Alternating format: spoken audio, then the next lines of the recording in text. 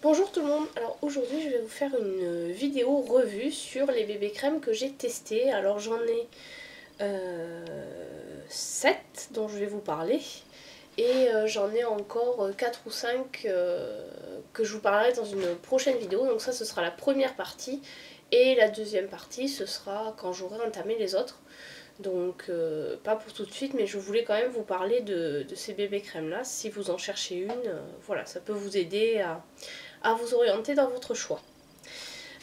Donc je vais commencer par vous parler d'une bébé crème que j'ai plus. La première que j'ai eue en fait, j'ai découvert la bébé crème avec celle de chez Garnier.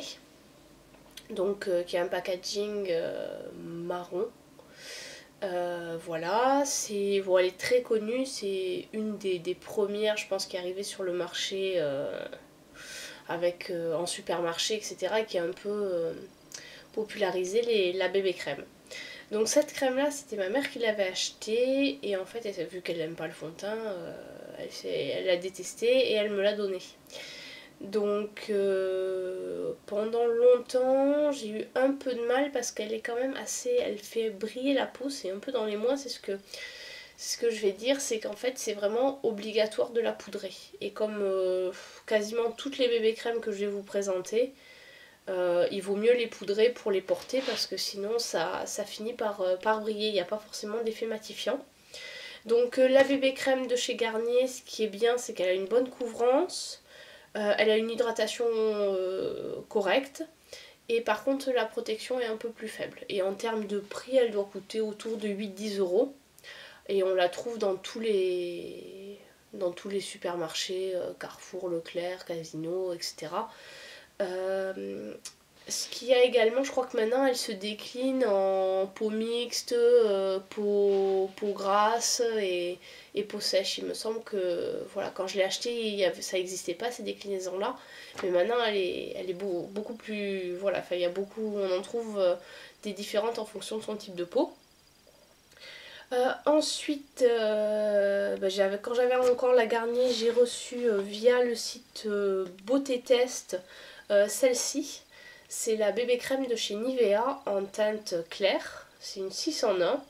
Donc hydrate la peau, procure à la peau un toucher doux et velouté, affine le grain de peau, unifie le teint, corrige les imperfections, les signes de fatigue, les rougeurs et les ridules, illumine le teint, fait ressortir l'éclat naturel de votre peau, protège la peau du soleil grâce au SPF 10. Donc celle-ci, c'est celle que j'aime le moins, voire que je déteste. Alors je suis contente de ne pas l'avoir payée parce que ça m'aurait en plus embêté d'avoir payé pour un produit qui ne me plaît pas. Donc en fait, le souci de cette bébé crème, je vous en avais déjà parlé, c'est qu'en fait, elle laisse des marques orange. Ça c'est vraiment dans les moins, c'est ce que je vais dire. C'est qu'en fait quand elle sèche, je sais pas pourquoi, elle laisse des marques orange, un peu comme si vous aviez mis de l'auto-bronzant avec une marque, quoi. C'est vraiment pas terrible. Et le pire, c'est que généralement, quand je l'utilisais, je m'en apercevais souvent quand je rentrais manger le midi parce que comme je mettais juste avant de partir au boulot, c'était pas sec, donc l'application ça avait l'air nickel. En plus au niveau teinte, c'était vraiment ma teinte de peau, donc au début j'étais super contente. Et puis bon, la première fois, en me regardant dans la glace, en revenant entre midi et deux, là au moment de repartir, de me brosser les dents, je vois que je commençais à avoir des marques au niveau des creux des joues là, et des marques oranges. Et en fait, j'ai compris après en regardant sur les avis, les commentaires des autres utilisatrices, que j'étais pas la seule à qui ça le faisait. Donc celle-ci je vous la déconseille. Je pense qu'elle doit coûter autour, non, elle est dans les mêmes prix, comme c'est une bébé crème de grande surface, elle doit coûter dans les 8-10 €. Peut-être même un peu moins. Donc pour éviter qu'elle laisse des traces, ce que j'ai trouvé c'est en fait de la mélanger avec une crème hydratante qui du coup empêche, voilà, elle empêche de sécher, enfin je sais pas, il doit y avoir une histoire avec les pigments, et du coup elle ne laisse plus ces traces orange, et après je la poudre bien sûr avec plutôt une poudre assez couvrante pour cacher un peu ce style d'imperfection, mais on peut pas l'utiliser seule parce que sinon c'est une catastrophe. Donc celle-là, il me tarde de la terminer. En plus, elle a un indice de protection relativement faible, donc c'est pas, pour moi, c'est pas une super bébé crème. Donc franchement celle-là à oublier. Ensuite j'ai acheté, je vais faire dans l'ordre dans lequel je les ai eu en fait. J'ai acheté la Yves Rocher Peau Parfaite 6 en 1, aussi bébé crème sublimatrice en teinte light. Donc il y a 2 teintes chez eux, light et medium. Donc voilà, 6 effets immédiats, là ils ne citent pas les effets. Elle est au thé blanc et pigment unificateur. Alors je vous ai pas montré comment était la... Je vais vous montrer à quoi elle ressemble celle-ci.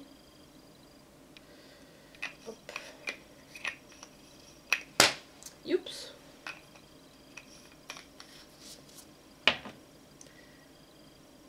Voilà, donc je sais pas si vous verrez bien là, il commence à faire nuit, mais voilà, en fait en termes de... ça se fond bien, et voilà, ça fait comme ça. Donc elle est plutôt... voilà, il y a quand même des reflets un peu orange. Par contre, comparé à la Yves Rocher est beaucoup plus rose en fait. Donc elle a tendance, quand on la porte seule, à faire un peu... ça grise un peu la peau, quoi. Voilà ce que ça rend. La couvrance, bon après c'est modulable, hein, bien sûr. Et par contre la médium était beaucoup plus foncée, enfin elle était plus... un peu comme la couleur de la Nivea, mais encore plus foncée. Donc voilà, c'était pas du tout possible pour moi. Donc voilà ce que ça rend. Donc bon, après il faut l'étaler, etc. Qu'est-ce que j'ai d'autre à dire sur la Yves Rocher? Donc, ah oui, dans celle-ci, il n'y a pas de protection solaire par contre. Voilà, sinon l'hydratation est plutôt bonne. Donc pour faire face en fait à ça, au fait qu'au départ en fait je les associais toutes les deux quand j'ai acheté celle-là, que je me suis aperçue que elle était un peu trop rosée, je l'ai ajoutée avec, je mettais une pointe de celle-là, mais malgré ça, ça faisait encore des marques oranges, donc là je voyais plus comment faire, et en fait j'ai une copine qui avait acheté celle-ci de bébé crème, la So Bioéthique, bébé crème texture légère en teinte 01, et elle me l'a donnée parce qu'elle la supportait pas. Et en fait celle-ci elle est parfaite pour mélanger avec la Yves Rocher. Moi c'est comme ça que j'utilise. Hop, elle est un peu plus dorée. Elles se font bien. Voilà. Bon, elles ont toutes, enfin honnêtement en termes de texture, je trouve qu'elles ont toutes à peu près la même texture. Voilà, donc celle-là étant beaucoup plus jaune en sous-teinte, elle se marie très bien avec la Yves Rocher. Moi ça me permet en fait de... Je les utilise toutes les deux, je mets moitié-moitié, et ça me permet d'arriver à avoir la couleur la plus proche de mon teint. Donc celle-ci, elle a un indice SPF 10, elle est 5 en 1, unifie, hydrate, purifie, protège. Elle est bio celle-là, donc c'est un plus, elle est hydratante, elle doit coûter toujours autour de 8-10 euros. Par contre celle-ci, alors celle que je vous ai présentée avant c'était 50 ml et celle-là c'est une 30 ml, 30 ml. Voilà, donc il y en a un petit peu moins. Sinon voilà, très bien, ce combo là c'est vraiment, pour moi c'est nickel, c'est vraiment, j'arrive vraiment à avoir mon teint avec ça, et ça me permet de les utiliser toutes les deux. Voilà. Ensuite j'ai commandé, ça c'était pas l'été dernier, c'était l'été du coup de 2013. J'avais commandé celle-ci, c'est la Sunproof bébé crème. Alors c'était une édition limitée, mais j'ai vu qu'elle était ressortie l'été 2014. Elle avait changé un peu, le packaging avait changé, mais c'était toujours la même bébé crème SPF 30 et en teinte light. Alors normalement la teinte light c'est la plus claire, mais elle est, vu que c'est un produit plutôt pour l'été, je la trouve quand même relativement foncée par rapport à... Voilà, là je vous montre...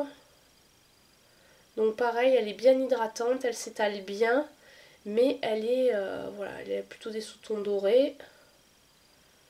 Voilà, je sais pas si vous verrez avec... donc là, elles se font bien. Voilà, donc qu'est-ce qu'il y a d'autre à dire? Elle coûte environ 10 euros et c'est une 30 ml.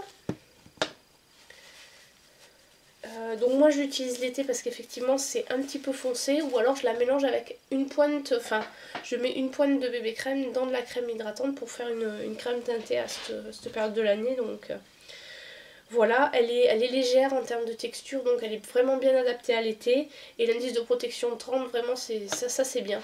Pour l'été, voilà même. Enfin, je veux dire, quand on va en ville, on n'a pas forcément de crème solaire de ville. Ça permet en fait d'avoir un indice de protection pour peu qu'on ait derrière qu'on la poudre avec une poudre qui contient aussi un indice de protection. C'est vraiment, vraiment top. Donc ensuite, toujours de chez Kiko, celui-là c'est le bébé glow compact. Donc c'est pas vraiment une bébé crème, c'est plus un fond de teint crème. Voilà comment ça se présente. Bon là j'ai bien entamé. La couleur c'est la teinte 04. Alors je crois qu'ils ont, ça va jusqu'à 12 je crois les teintes ou un truc comme ça. Celui-là il coûte 12 euros. Donc c'est un produit très couvrant, il n'y a pas besoin d'en mettre beaucoup, bah forcément puisque c'est plutôt un concept fond de teint crème. La protection est importante, par contre je trouve que ça s'use quand même relativement vite comparé à une bébé crème, même si on n'en met pas beaucoup là, combien d'utilisation 2-3 mois j'ai dû arriver jusque là. Bon, c'est des fins, franchement pour un produit, c'est pas mal. Après c'est vrai que j'utilisais pas tous les jours non plus. Donc celui-là je pense pas le racheter comme produit. Les autres, pour l'instant en même temps j'en ai plein des bébés crèmes donc je pense pas racheter directement ces produits. La dernière que j'ai, enfin l'avant-dernière que j'ai testée, que j'ai eu dans une boîte à beauté, c'était de la marque Algotherm, c'est la bébé crème marine qui a un SPF de 30, c'est une 30 ml et donc celle-ci en fait elle est 7 en 1 parce qu'en plus elle a une action éclaircissante donc bon il y a beaucoup qui sont avec des idéogrammes derrière parce que je pense que c'est une crème qui a été créée surtout pour le marché asiatique où justement ils recherchent un peu l'éclaircissement, le blanchiment, enfin cet effet un peu pas blanchissant mais plus clair du teint. Donc celle-ci elle a une bonne couvrance. Elle est un petit peu plus claire, mais contrairement à la Yves Rocher, elle n'a pas les effets, les sous-teintes roses. Elle reste toujours, voilà. Alors, celle-ci, elle est un peu plus épaisse quand on la travaille. Elle a une bonne couvrance. Voilà comment ça rend. Bon, alors, elle a une bonne protection. L'inconvénient, c'est que du coup, elle est assez claire. Je sais pas s'il y avait un numéro de... Non, je crois qu'il n'y a pas de... Enfin, c'est une teinte unique. Donc voilà, elle est quand même, pour moi, elle est relativement claire. Donc là, je l'utilise. Alors, soit l'été, en début d'été, je mélange ces deux-là. Parce que celle-ci étant un peu claire et celle-ci un peu foncée, on arrive à être à peu près sur mon teint. Soit, bah là, printemps, tout ça, hiver, quand, voilà. Ça correspond effectivement plus à ma teinte d'hiver. Et enfin, la dernière que j'ai testée, c'était un échantillon de la bébé crème de chez Vichy, la Idealia. Et celle-ci, c'est la teinte claire. Alors celle-ci, bon, j'ai pu tester qu'un échantillon. Je vais vous le montrer un peu, sans en mettre trop parce que... Hop.